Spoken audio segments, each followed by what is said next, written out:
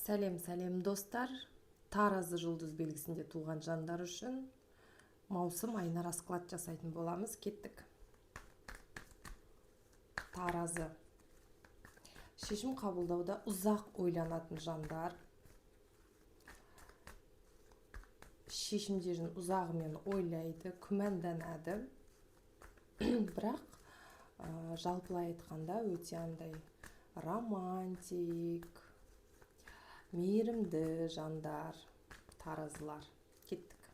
Маусым айы қандай болады екен? Жалпы айдың энергиясы қандай болады?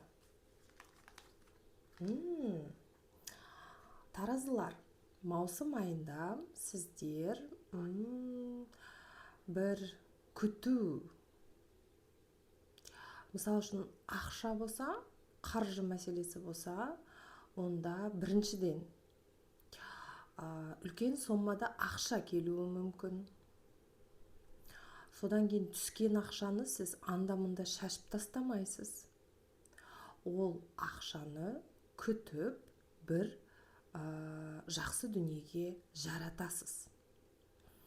Машина сатып алу, үй сатып алу, өзіңіз баяғыдан бері армандап, ойлап жүрген бір дүниені сатып алу. Былайша айтқанда, келген ақшаның берекесі болады деген сөз. Мысалға, сіз балаңызға бір сыйлық алғай жүрсіз, немесе әке-шешеңізге бір сыйлық алғай жүрсіз.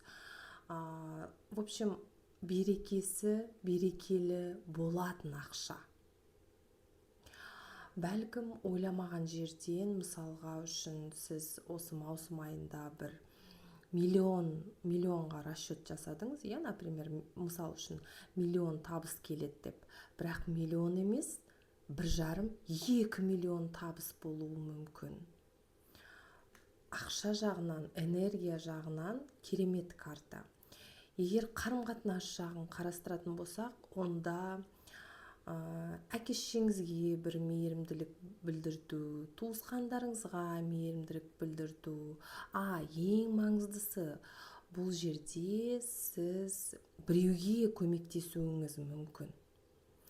Сіздің қаржылық жағдайыңыз соншалықты жақсы болады, сіз біреуге көмектесуіңіз мүмкін. Жұлып алып емес, именно шын ниетпен.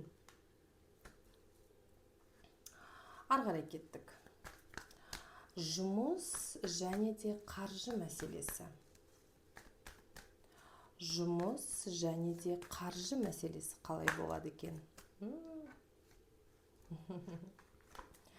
Кәне, қарайық. Айтып тұрмын ғой. Жұмыс, қаржы күшті түсіп тұр, таразылар. Берекелік, табыс, отбасыға жететіндей бір күшті азартпен, энергиямен ақша табасыздар. Ақшаның көбеюі, жұмыста бір жақсы кезең. Баладай қуанасыз, алдыға ұмтыласыз, шабасыз. Көзіңізде қайтадан энергия пайда болады. Жаңа бастамалар, энергия, жаңа бір дүниені бастағанға, мысал үшін сіз бизнес егері болсаңыз, бір кризистан өтсеңіз, кризис жағдай болса, кризистан шықтым. Енді ақша бар, енді осындай өзгерістер енгізем деген. Көрдіңіз бе? Айбат, күшті карталар бар. Арғарай кеттік. Қарым-қатынас. Қарым-қатынас.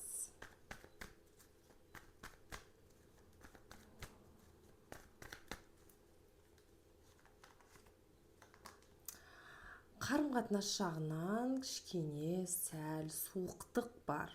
Суықтық болғанда, енді прям ажырап кететіндей ондай суықтық емес, ал болады ғой бір баяғыдан бері ойланып жүрген дүниелердің тоқатерін анықтау десе болады.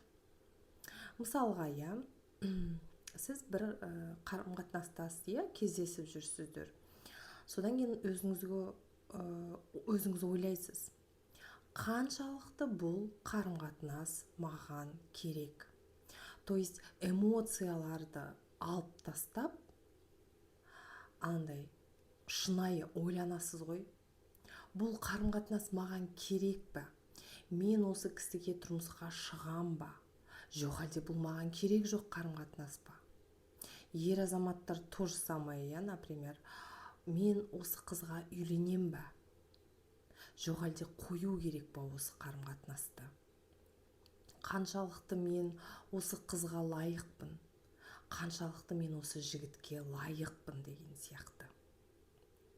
Егер сіз отбасы болсаңыз, онда бұрыннан бері айтылмаған претензияларыңыз болса, айтылмаған бір дүниелеріңіз болса, онда маусым айында сіз оның бәрін айтасыз. Айтқан кезде қарым-қатынасты анықтап, маған осы ұнамайды, сен неге осылай істейсің деген осындай әңгімелер болуы мүмкін. Ұрсысып емес, четко анық қанығын анықтау ғой, в общем, былайша айтқанда. Ары қарай кеттік. Кедергілер. Қандай кедергілер болуы мүмкін? Қандай ситуацияларды назарда ұстау керек? Бәлкім алдын алуға болады, я? Таразы.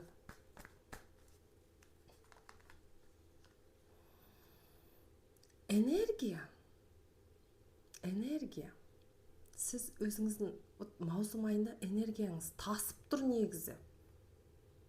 Сол энергияңыз максималды түрде энергияңызды дұрыс бағыттаңыз деген сияқты ғой.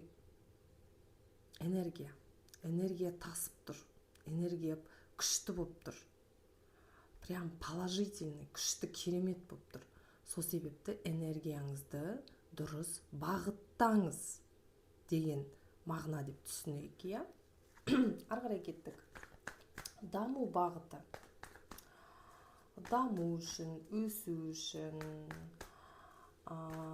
қандай дүниелерді ескерту керек?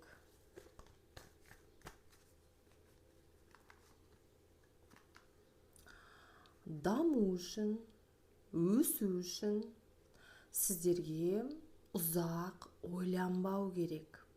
Бұл негізі таразының мінез құлқында бір минус деп десе болады негізі, я? Вот соған намекать етіп тұр ғой карта.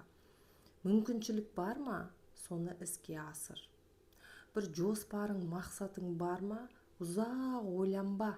Мүмкіншілікті жіберіп аласың. Ұзақ ойлануға болмайды. Өсу үшін, даму үшін нық қадам басып, әрекет жасау керек. Ары қарай кеттік. Кеңес. Қандай кеңес береді сіздерге карта? Кеңес картасы.